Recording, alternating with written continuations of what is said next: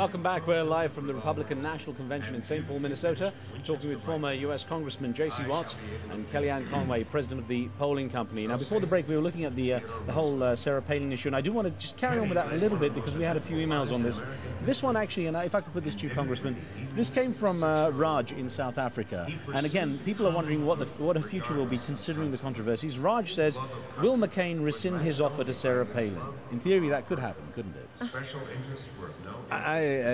Raj is going to be very disappointed. I don't think it's going to happen. I think, as I travel around the country, I have found over the last 4 or 5 years that the Republican Party, the base of the party, they've been disillusioned, they've been de-energized, they just have not had, their old cup has only had about that much in it. And I think I've seen one decision over the last week that I think has totally energized the base of the Republican Party. John McCain cannot win unless he gets those people, that demographic, those conservatives out there knocking on doors, talking to the neighbors, talking to the in-laws, saying, we need you to turn out. We think this is that important that we're knocking on your door asking you to do that. I don't think that's going to happen, and nor do I think that it should happen. I like the selection. I like that she's a real person. I like that she's not a good old boy.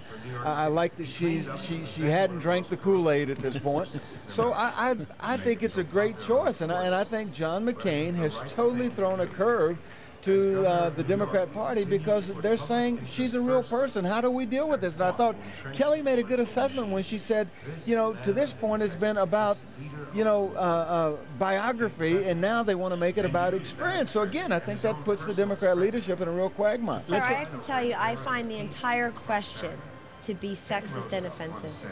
And whoever thought the Republican Party would be the ones uttering the word sexism? The reason that I say that is, what would be the premise for Senator McCain rescinding the offer of Vice President, an offer that has already been accepted, an offer that has already been embraced by his own party, and an offer that raised over $10 million over the course of a weekend, an offer that has produced crowds out on the campaign stump that are 3 times the amount of people that they were theretofore. The only people who hadn't vetted Sarah Palin were the media and the Obama campaign. The only people who weren't familiar with them was her, and that's with her was them, and that's why they're mad about it. It caught them unaware. Let's get Alex, who's been waiting patiently on the line from England with a question. Alex, go ahead. What would you like to ask? Oh, thanks, Khan. Hi, guys. Just a quick Thanks one. For being with us. You know, in the UK we had Margaret Thatcher many years ago, as you would know. And many women voted for her all those years ago. Yeah. However, although Margaret Thatcher achieved such a lot for the UK during her time, she did absolutely nothing for the women. And everyone, even among the Tories, would tell you that. So I can't understand why women vote in the United States, why everyone is voting for Sarah Palin or before that Hillary, because whether they're going to do anything or not is not for sure, is it? Alex, I'm going to actually ask this of Kelly Ann Conway. What Alex has said is basically Margaret Thatcher came into power. A lot of women voted for her. You can hear at last we've got someone to represent us.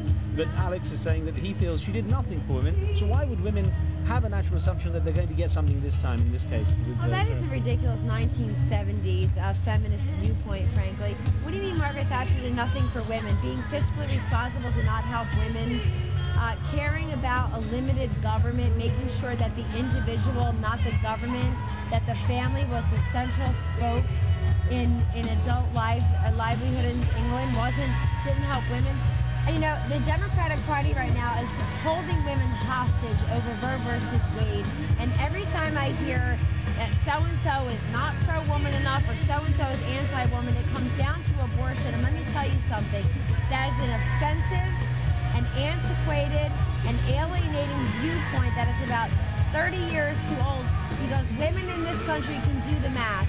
They know taxation, they know regulation. We have 60 million small business owning women in this country, owning over 12 million small businesses. Go tell them to give a hoot about abortion rights. What do you mean women? The only women's issues are in our wombs. I find it to be offensive. We've got on the line from Saudi Arabia, Ismail. Ismail, we're battling a lot of noise here with the music playing in the convention, so speak up loudly with your question, please. Okay. Well, thank you for having me on the show. Actually, my question, it's a comment, it's particularly a comment.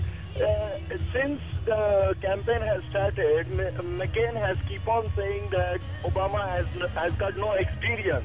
When he has got backup with Joy, and he is picking up a girl who is just a lady. I believe she is a mother of 5. But do you think that we are talking about a vice president of America, not a prime minister of Bangladesh or a Sri Lanka? Is it fit for us? Because she's only a governor, she has never been to a Senate, she don't know the politics. How she's going to take up this task? Right, let me put this to the Congressman. Congressman Watts.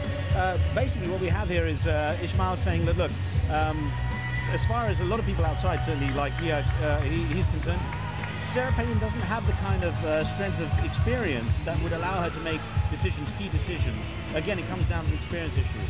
Well, even if it comes down to experience, I think the same arguments could be made concerning Senator Obama. All of a sudden, I thought Kelly made a good assessment in saying that all of a sudden it's about experience when Republicans have been trying to make it about experience for the last 18 months. If we're going to make it about experience, then Hillary Clinton probably should have been the nominee. But that's not who the Democrats chose. John McCain is probably the most experienced of any of them, of the 4 in terms of understanding the federal government. Sarah Palin is probably the most experienced in terms of having executive experience and watching over agencies and personnel and employees and so forth. So, you know what this boils down to? It boils down to this, saying she's not the woman that we want, so she's not the right woman. That's no different than saying that, you know, we want a black guy, but we want our black guy. And so you can't have it both ways. Yeah. But I do have a question for you, Congressman, that came in from Gedam by email. And Gedam wrote in saying, Africans are more comfortable with the core values of the GOP, but their war rhetoric turns us off. Can they win without such rhetoric? Well, I think, you know, Riz, I totally agree with that. I think the Republican Party has a lot in common with the African American community in terms of, I think, their policies and on family issues, on life issues, on taxes, on defending our country. But the Republican Party has failed in a miserable way to establish real relationships with the African American community. And outreach without relationships leads to rejection, leads to rebellion. And there's a real distrust in the black community with the GOP. And I have been on a mission for the last 10 years, and more specifically, the last 3 years, saying we've got to do better in terms of establishing relationships with the black community. Kelly Ann Conway, literally 20 seconds to go, an email that came in from Nasir in Hong Kong, who says, how can McCain improve America's image around the world?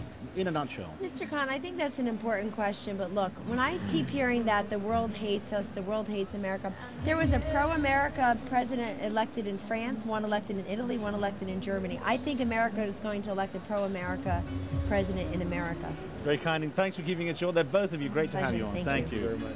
Thank you for being with us. On tomorrow's show, we continue our coverage of the Republican Convention here in St. Paul, Minnesota, at our special live time of 00 GMT. We'll be joined by young Republicans and a young Republican and a young Democrat on a debate for why their candidate's best for America. We'll see you, me and the team. Bye-bye.